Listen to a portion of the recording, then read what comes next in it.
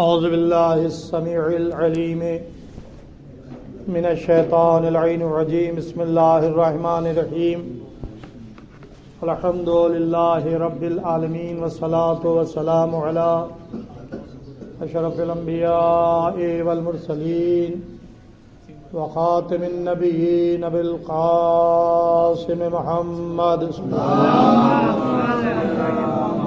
وعلی اہل بیتہ طیبین الطاہرین المعصومین ولعنۃ اللہ علی اعدائہم اجمعین اما بعد فقد قال رسول اللہ صلی اللہ علیہ وآلہ وسلم انی تارک فیکم الثقلین کتاب اللہ وعطرتی اہل بیتی ما ان تمسکتم بہما لن تضلوا بعدی وَلَن يَفْتَرِقَا حَتَّى يَرِدَ إِلَيَّ الْحَوْض صلوات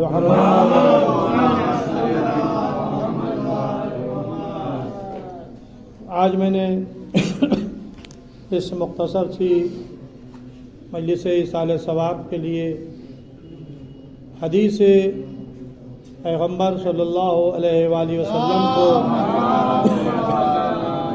عنوان بیان قرار دیا ہے، جس میں ارشاد ہو رہا ہے کہ انی تارک فیکم الثقلین، میں تمہارے درمیان دو وزنی چیزیں، دو بھاری چیزیں چھوڑ کر جا رہا ہوں۔ کتاب اللہ ہے، ایک اللہ کی کتاب ہے، وعطرتی اہل بیتی، دوسرے میری عطرت جو میرے اہل بیت ہے، ما ان تمسکتم بہما لن تضلوا بعدی، جو بھی ان دونوں سے متمسک رہے گا میرے بعد، وَلَن يَفْتَرِقَا حَتَّى يَرِدَ الْحَوْض، اور یہ دونوں ایک دوسرے سے الگ نہیں ہوں گے یہاں تک کہ حوض کوثر پر وارد ہوں۔ تو اب یہ پیغمبر نے خبر دی ہے، بلکہ یوں کہا جائے یہ پیغمبر کی ایک قسم کی وصیت ہے امت مسلمہ کے نام، کہ ہم تمہارے درمیان دو وزنی چیزیں چھوڑ کر جا رہے ہیں، جس میں ایک اللہ کی کتاب ہے اور دوسرے میرے اہل بیت ہیں۔ جو بھی ان دونوں سے متمسک رہے گا وہ میرے بعد ہرگز ہرگز گمراہ نہ ہوگا، اور یہ کتاب اور اہل بیت میں کبھی جدائی نہیں ہوگی یہاں تک کہ یہ دونوں میرے پاس حوض کوثر پر وارد ہوں۔ یہ ظاہری ترجمہ میں نے آپ کے سامنے اس حدیث مبارکہ کا پیش کر دیا۔ اب ظاہر ہے کہ تفصیلات کا موقع نہیں ہے، بظاہر حدیث کا مفہوم آپ حضرات کے سامنے آ گیا اور آپ کے ذہنوں میں پہلے سے محفوظ ہے۔ اس لیے محفوظ ہے کہ آپ کے دونوں ہاتھ خالی نہیں ہیں، ایک میں ہاتھ میں قرآن ہے، دوسرے ہاتھ میں دامن اہل بیت ہے۔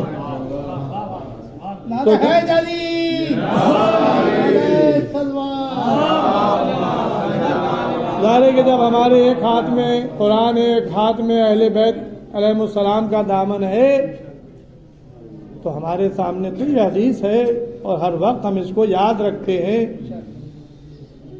بشرط یہ کہ اس حدیث پر پورے طور سے عمل پیرا ہوں۔ زبانی صرف اقرار نہ کریں، اقرار بھی ضروری ہے، اس لیے کہ اگر اقرار نہیں کیا تو پھر بات واضح کیسے ہوگی؟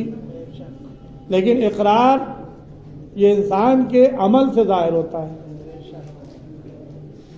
ہمیں نماز پڑھنا ہے، ظہر کا وقت آئے اور یہاں تک کہ سورج غروب ہو جائے اور ہم یہی کہتے رہیں کہ ہمیں نماز پڑھنا ہے، ہمیں نماز پڑھنا ہے، تو خالی زبان سے کہنا کہ ہمیں نماز پڑھنا ہے یہ کافی نہیں ہے، بلکہ آپ وقت ظہر آنے سے اور غروب آفتاب سے پہلے نماز پڑھتے ہوئے نظر آئیں۔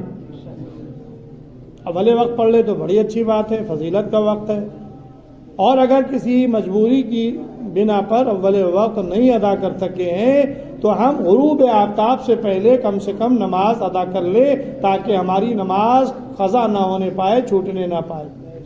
اگر ہم نے نماز پڑھ لی تو یہی ہمارا عمل پائے ثبوت کو پہنچ جائے گا کہ ہاں ہم صرف زبان سے نہیں کہہ رہے ہیں بلکہ اپنے اعضاء جوارح سے عمل کر کے بتا رہے ہیں کہ نماز پڑھنا ہے، نماز پڑھنا ہے نہیں بلکہ نماز پڑھ رہے ہیں۔ تو اب قرآن رسول کہہ رہے ہیں کہ ہم تمہارے درمیان چھوڑ کر جا رہے ہیں، تو ہم قرآن کو پکڑے میں ہیں یا نہیں؟ کون ایسا مسلمان کا گھر ہے جہاں قرآن نہ ہو؟ لیکن آپ سچ بتائیے، جو قرآن آپ کے گھروں میں ہے آپ کا سلوک اس کے ساتھ کیا ہے؟ اگر آپ اس قرآن کی تلاوت کرتے ہیں تو یہ پہلا درجہ ہے۔ قرآن کو لے کر رکھ لینا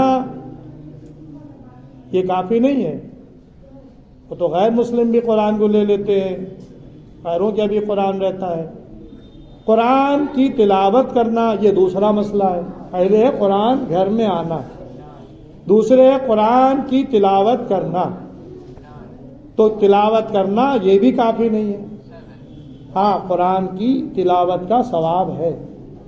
حدیث میں آیا ہے کہ جن گھروں میں تلاوت قرآن پاک ہوتی ہے وہ گھر اہل آسمان کے لیے ایسے ہی چمکتے ہوئے نظر آتے ہیں جیسے اہل زمین کو ستارے چمکتے ہوئے آتے ہیں۔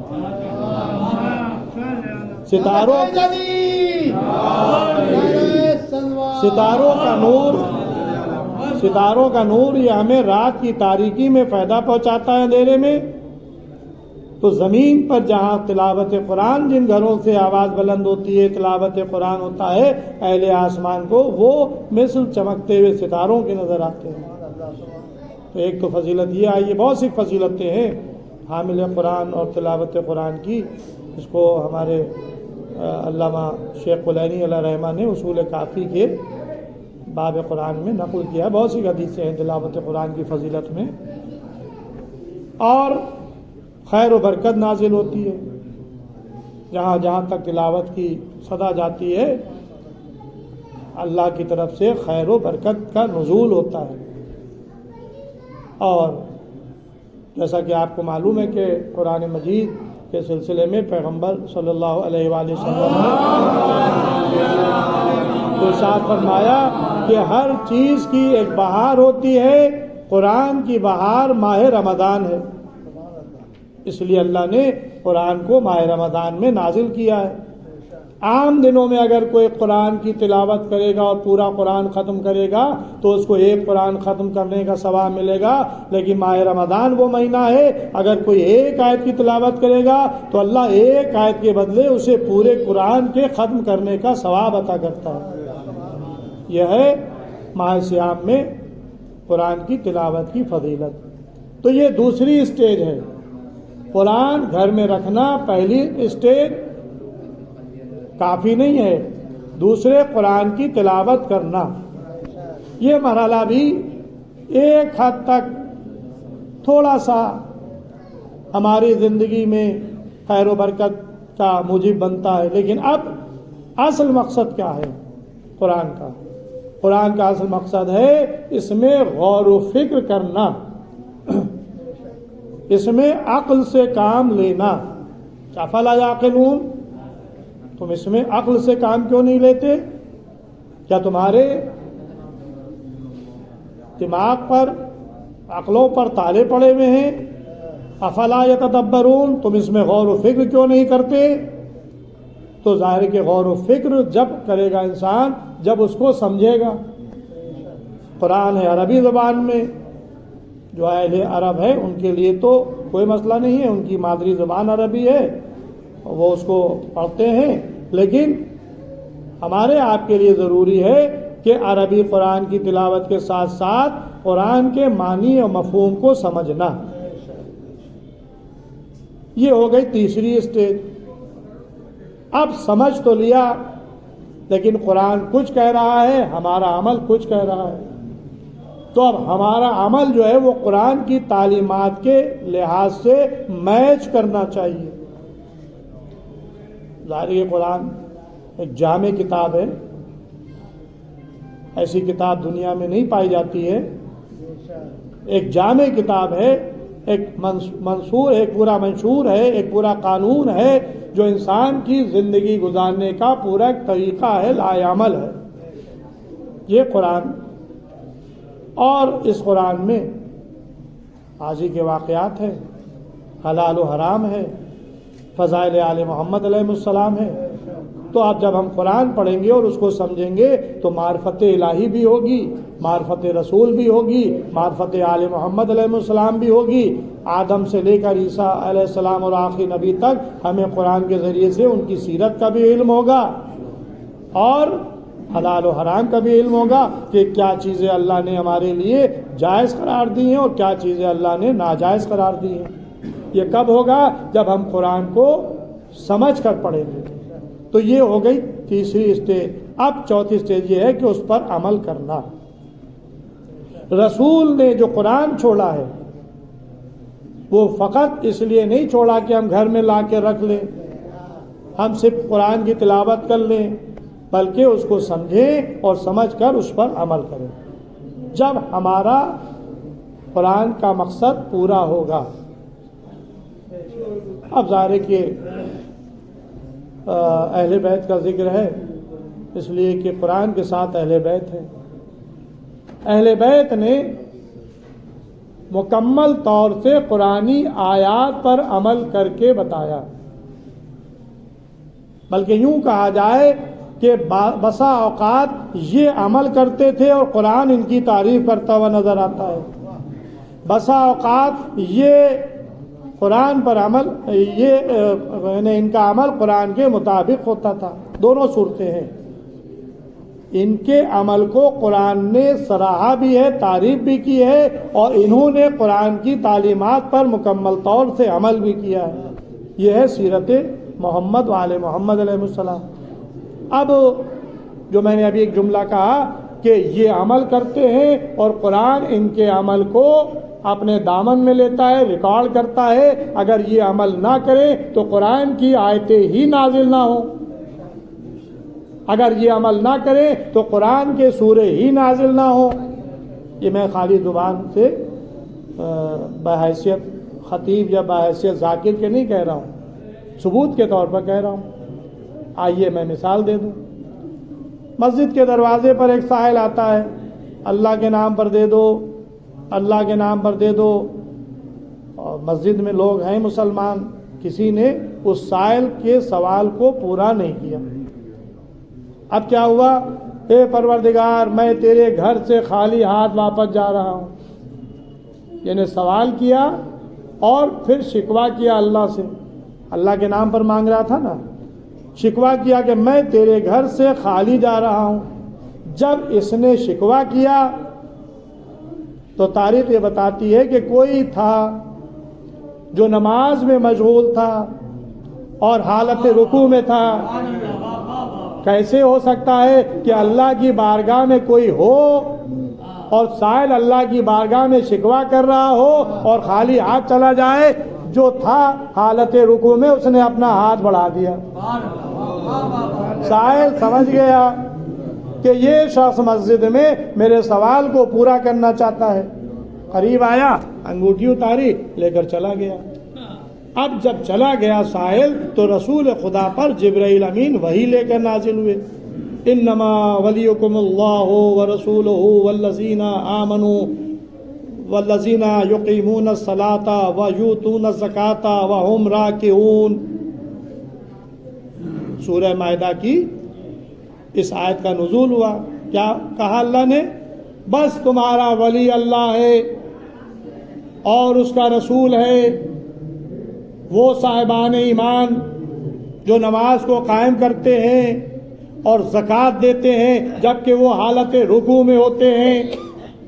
اب جو قرآن کی آیت نازل ہوئی تو رسول خدا کو فکر ہوئی کہ یہ کس نے زکوٰۃ دی ہے حالت رکوع میں، چل کر معروم کریں. اب جو مسجد میں آئے تو پتہ یہ چلا کہ کوئی سائل آیا تھا اور خالی ہاتھ جا رہا تھا، اور علی ابن ابی طالب نماز پڑھ رہے تھے، حالت رکوع میں تھے.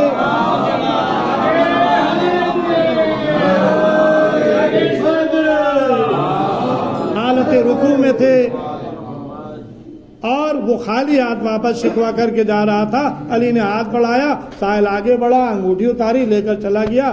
رسول نے کہا کہ یہ آیت علی کی شان میں نازل ہوئی ہے. اب آپ دیکھیں عمل کس نے کیا؟ مولا علی نے. کیا پہلے حکم آیا تھا یا علی تم حالت رکوع میں زکوٰۃ دو؟ حکم نہیں آیا, پہلے عمل کیا.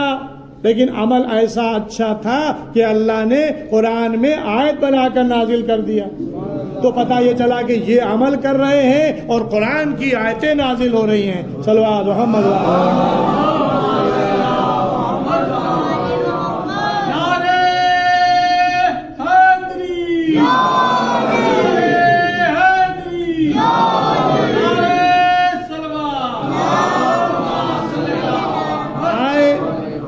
ولایت سے ایک بات اور کھل کے سامنے آ گئی.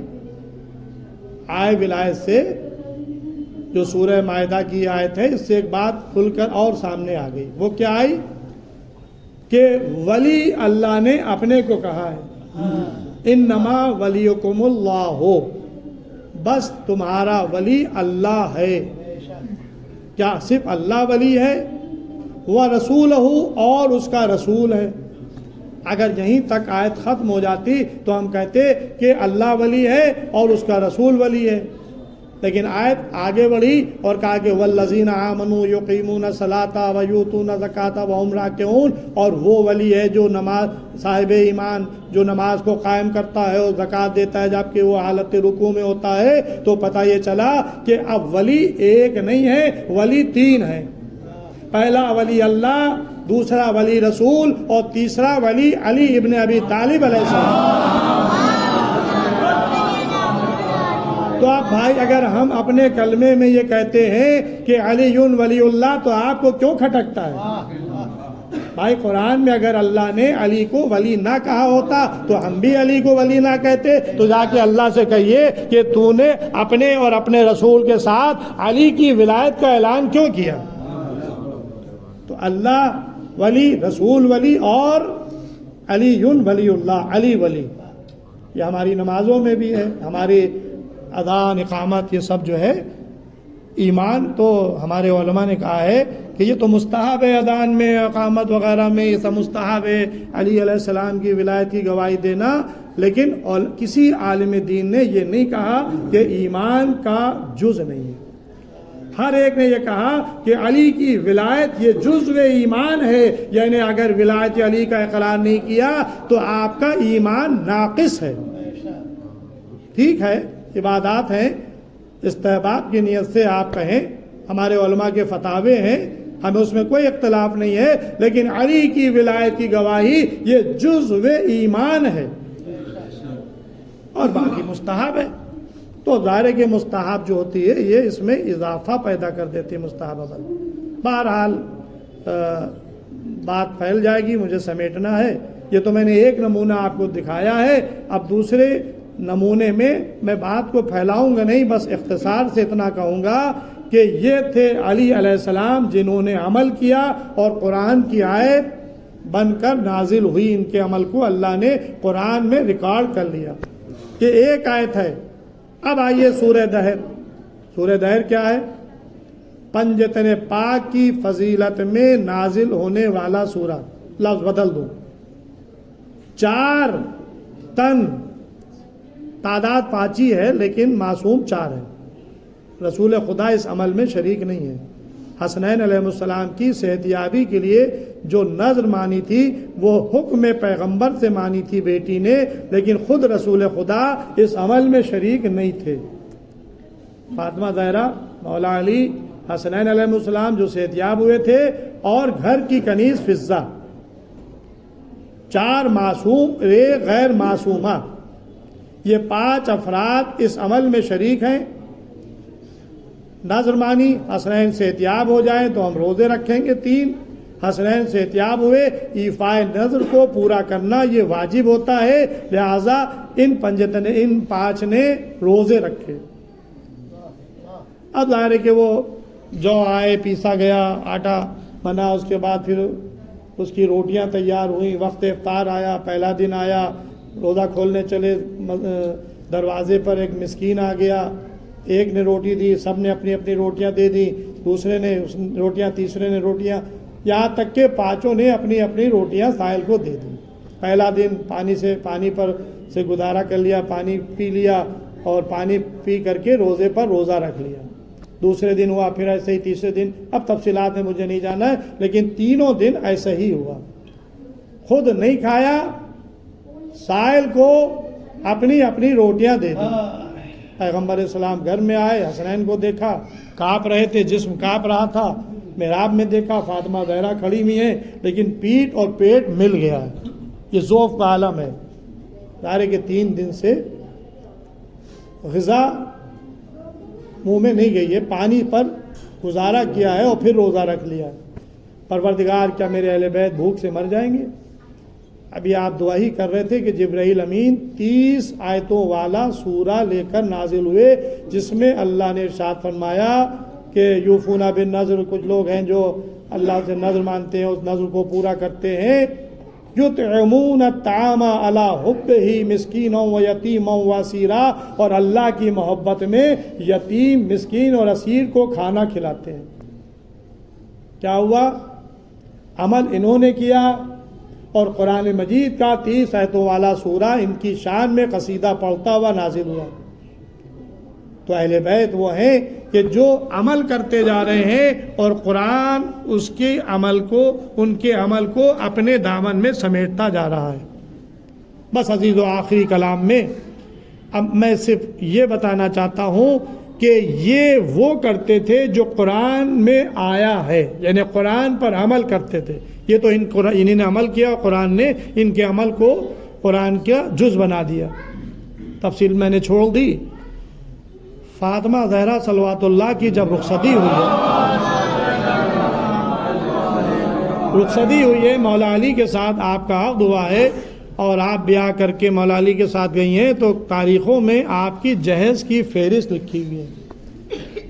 ایک چرخہ، ایک لگن، کچھ مٹی کے برتن، 2 تکیے، ایک فرش، 2 لباس، یہ ایک پوری فہرست ہے۔ مولا علی نے جو مہر ادا کیا تھا اپنی زرہ بیچ کر، جب رسول خدا نے پوچھا ہے کہ یا علی تمہارے پاس مال دنیا میں سے کیا ہے، کہا کہ ایک ہمارا گھوڑا ہے، ایک تلوار ہے، ایک زرہ ہے۔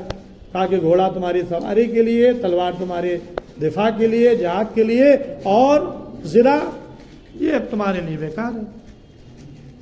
علی نے اس زرہ کو بیچ دیا، جو رقم ملی وہ مہر میں ادا کر دی۔ اب اس زمانے کے لحاظ سے اور اس زمانے کے لحاظ سے 107 تولے چاندی کے سکے۔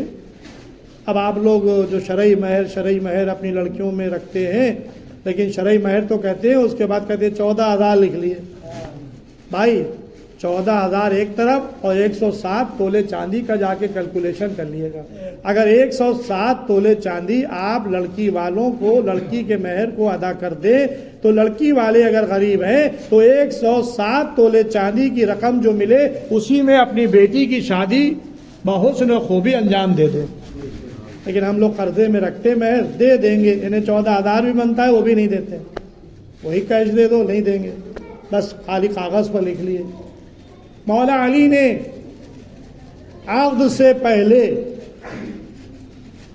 زرہ بیچ کر مہر عقد ادا کیا، جو آج کے لحاظ سے 107 تولے چاندی کے بنتے ہیں، تو آپ کو مہر فاطمی رکھنا چاہیے، نہ کہ شرعی کا تو مطلب یہ ہے کہ حسب حیثیت، اگر کسی کی آمدنی سال میں 10,000 ہے تو 10,000 کے حساب سے ہو، اگر سال میں 10 لاکھ ہے تو 10 لاکھ کے حساب سے ہو۔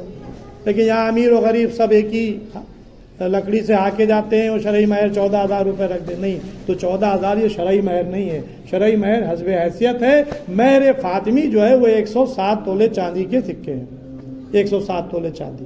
بہرحال جو مہر کی رقم رسول خدا کو بیٹی کی ملی، آپ نے اپنے صحابیوں سے کہا جاؤ سلمان، جاؤ ابو ذر، جاؤ فاطمہ زہرا کے لیے جہیز کا انتظام کرو۔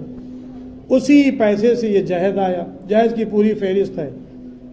لباس میں 2 لباس شہزادی کو دیے گئے، اس میں بھی تاریخ نے لکھا کہ ایک نیا جوڑا تھا اور ایک پرانا جوڑا تھا۔ فاطمہ زہرا رخصت ہو کر اپنے شوہر کے گھر چلی گئی۔ پیغمبر اسلام دوسرے دن بیٹی کے سسرال میں مولا علی کے گھر آئے۔ اب جو آ کر دیکھا تو فاطمہ زہرا کے جسم پر پرانا لباس ہے۔ کہا کہ بیٹی میں نے تو تم کو 2 لباس دیے تھے، ایک نیا لباس ایک پرانا لباس، اور آج شادی کا دوسرا دن ہے، میں تمہارے جسم پر پرانا لباس دیکھ رہا ہوں، نیا لباس کہاں گیا؟ ظاہر ہے کہ عموماً دلہن جو ہے جب سسرال جاتی ہے تو اس کے زیب تن وہ نیا لباس کرتی ہے، پہنتی ہے، نیا لباس کہاں گیا؟ اب ذرا سنیے تاریخ کو۔ فاطمہ زہرا فرماتی ہیں بابا بے شک آپ نے مجھے 2 لباس دیے تھے اور نیا لباس مجھے پسند بھی تھا، لیکن دروازے پر ایک سائل آیا، اس نے لباس کا سوال کیا تو میں نے جو لباس مجھے پسند تھا وہ میں نے سائل کو دے دیا اور خود پرانا لباس پہن لیا۔ اب یہ فاطمہ زہرا نے کیوں ایسا کیا؟ تو اب فاطمہ زہرا خود فرماتی ہیں بابا مجھے شرم آئی کہ میں سائل کو پرانا لباس دوں اور نیا لباس خود رکھ لوں، اس لیے کہ اللہ قرآن میں ارشاد فرما رہا ہے کہ جو چیز تمہیں پسند ہے وہی تم دوسرے کو دو۔ کیونکہ مجھے نیا لباس پسند تھا اس لیے میں نے رائے خدا میں وہ نیا لباس جو مجھے پسند تھا وہ میں نے سائل کو دے دیا۔ اب آپ نے دیکھا کہ یہ ہے عمل اہل بیت، یہ قرآن کی آیتوں پر عمل کرتے ہوئے نظر آ رہے ہیں۔ تو جب یہ قرآن کی آیتوں پر عمل کر رہے ہیں تو قرآن ان کی مدح کیوں نہ کرے، ان کی شان میں آیتیں کیوں نہ نازل ہوں، ان کی شان میں سورے کیوں نہ نازل ہوں، اور یہ عمل کرتے جائیں قرآن میں سورے نازل ہوں۔ بس عزیزوں یہ ایک مرحومہ کے ایصال ثواب کے لیے مجلس ہے۔ ہمارے انور بھائی کی والدہ کا انتقال ہو گیا تھا، انہوں نے کل مجھ سے کہہ دیا کہ میں کہتا 10ویں کی مجلس تو پھر یہاں کی طرف سے مجلس باقی رہی۔ میں ان سے عرض کر رہا ہوں، آپ سے بھی کہہ رہا ہوں، مومنین کی طرف سے ہم لوگوں نے چاہا تھا کہ ایک مجلس ایصال ثواب یہاں پر کروں گا، لیکن کیونکہ آج انہوں نے 10ویں کے بارے میں کہہ دیا تو اب یہ مجلس ان کی طرف سے ہو گئی، مومنین کی طرف سے ایصال ثواب کی مجلس باقی رہی، وہ انشاءاللہ آئندہ ہوگی، یہ میں اعلان کر دے رہا ہوں۔ اور آج ان کی طرف سے مجلس ہو رہی ہے۔ عزیزوں اہل بیت بھوکے بھی رہتے ہیں، اہل بیت پیاسے بھی رہتے ہیں، دوسرے کو بھوکا نہیں رکھتے، خود پیاسے رہنا گوارا کرتے ہیں لیکن دوسرے کو بھوکا نہیں رکھتے، خود پرانا لباس پہن لیتے ہیں دوسرے کو نیا لباس پہنا دیتے ہیں، لیکن آئے کربلا کے میدان میں ان کو بھوکا بھی رکھا گیا، پیاسا بھی رکھا گیا۔ عزیزوں اگر مدینے میں حسن حسین چھوٹے تھے، بھوکے پیاسے رہے، تو کربلا میں بھی چھوٹے چھوٹے بچے بھوکے بھی ہیں پیاسے بھی ہیں۔ انہوں نے کم سے کم پانی تو پیا افطار کے بعد، لیکن کربلا میں 3 دن بھوک بھی ہے اور 3 دن پیاس بھی ہے۔ شب عاشور قیام حسینی سے اللہ تش ہائے پیاس کی آوازیں بلند ہو رہی تھیں۔ عزیزوں میں کہوں گا کہ حسن حسین علیہ السلام نے مدینے میں روزے رکھ کے حفاظ نظر کی، سائل کو روٹیاں دیں، پانی سے افطار کیا، کیا عمر تھی؟ ظاہر ہے کہ مدینے میں آپ پیدا ہوئے 3 ہجری میں امام حسن، 4 ہجری میں امام حسین علیہ السلام، اور رسول خدا صلی اللہ علیہ وسلم کے سامنے یہ لوگ تھے، اور رسول خدا کے انتقال کے وقت ان کی عمریں 7 سال اور تقریباً 6 سال کی ہیں۔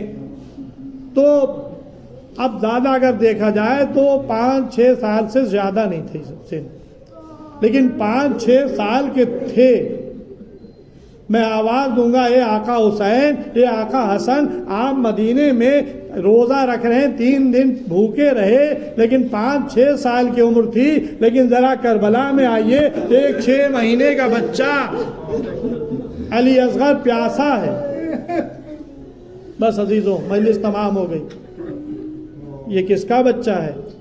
یہ حسین کا آنکھوں کا تارا ہے، یہ رباب کا لخت جگر ہے، شاید حسین علی اصغر کو کربلا میں لے کر شہادت کے لیے آئے تھے۔ کان میں جھک کر کہا تھا جب علی اصغر جناب صغرا کی گود میں چلے گئے اور کسی کی گود میں نہیں آ رہے تھے، امام حسین علیہ السلام نے بڑھ کر علی اصغر کے کان میں کچھ کہا، بچہ ہمک کر باپ کی گود میں آ گیا۔ 10 دن کا بچہ باپ کی بات کو سمجھ رہا تھا۔ اے بیٹا علی اصغر، اگر تم مدینے میں رہ گئے تو کربلا میں تیر ہرملہ گردن پر کون کھائے گا؟ بس عزیزوں، علی اصغر میدان کربلا میں آ ہی تھے اس لیے تاکہ شہادت کے درجے پر فائز ہوں اور اپنے بابا کو سرخرو کریں۔ بس عزیزوں، میں جملہ عرض کیا کرتا ہوں، کربلا کے جتنے شہید ہیں یہ سب امام کی خدمت میں آتے تھے اور آ کر اذن لیتے تھے، اجازت لیتے تھے۔ جناب قاسم آئے، چچا اجازت دیں، علی اکبر آئے، بابا اجازت دیں، اونو محمد آئے، ماموں اجازت دیں، عباس آئے، اے آقا اجازت دیں۔ یعنی جو شہید میدان میں جاتا تھا پہلے آ کر آقا سے اجازت لیتا تھا، لیکن علی اصغر کیا کریں؟ کیوں کر اجازت لیں؟ ارے یہ تو گہوارے میں چل بھی نہیں سکتے ہیں۔ لیکن موقع مل گیا جب امام حسین علیہ السلام نے میدان کاردان میں آواز بلند کی، حل من ناصر ینصرنا، ہے کوئی جو میری نصرت کرے، ہے کوئی جو میری مدد کرے۔ جب حسین علیہ السلام کی آواز استغاثہ 3 مرتبہ بلند ہوئی تو تیسری مرتبہ علی اصغر نے اپنے کو گہوارے سے گرایا۔ بیویوں میں شور گریہ بلند ہوا۔ حسین در خیمہ پر آئے، اے بہن زینب، میں ابھی زندہ ہوں۔ رونے کی وجہ، بھیا آپ کی آواز استغاثہ کو سن کر علی اصغر نے اپنے کو گہوارے سے گرایا، لاؤ میرے لال کو مجھے دو۔ مادر علی اصغر کو لے کر آئیں، بالوں میں کنگھی کی، لباس بدلا، لا کر علی اصغر کو حسین کے حوالے کیا۔ کچھ کان میں کہا، جب نہیں کہا بیٹا علی اصغر تم میدان میں جا رہے ہو، اپنے بابا سے خبردار رہنا۔ حسین آئے، سوال آپ کیا، جواب میں کیا ملا؟ اخطا کلام الحسین، حسین کے کلام کو قطع کر دیا۔ بس عزیزو، 3 بھال کا تیر چلے کمان میں ہرملہ ملون نے جوڑا، تیر چلا، بچہ باپ کے ہاتھوں پر شہید ہو گیا۔ خون ناحق نہ زمین نے لیا نہ آسمان نے۔ حسین نے چہرے پر ملا، ننھی سی میت کو عبا کے دامن چھپائے ہوئے در خیمہ پر آئے، لیکن اب خیمے میں نہیں جا رہے حسین، کبھی آگے بڑھتے ہیں کبھی پیچھے ہٹتے، فرماتے انا للہ و انا الیہ راجعون، رضاً بقضائہ و تسلیما لامرہ۔ بس ایک مرتبہ در خیمہ پر رکے، آواز دی، رباب ارے اپنے لال کو آ کر لے جاؤ۔ مادر علی اصغر آئیں، میں کون ہوں؟ کہا کہ امام، کہا کہ جو میں حکم دوں گا عمل کرو گی؟ بے شک۔ کہا کہ صبر کرنا۔ یہ کہہ کہ اب جو آبا کا دامن ہٹایا تو کیا دیکھا کہ بچہ آیا ہے، گردن پر تیر لگا ہے، خون سے کرتا رنگین ہے۔ آواز دی، اے بیٹا علی اصغر، کیا تمہارے سن و سال کے بچے اس طرح سے نہر کیے جاتے ہیں؟ انا للہ و انا الیہ راجعون، رضاً بقضائہ و تسلیما لامرہ۔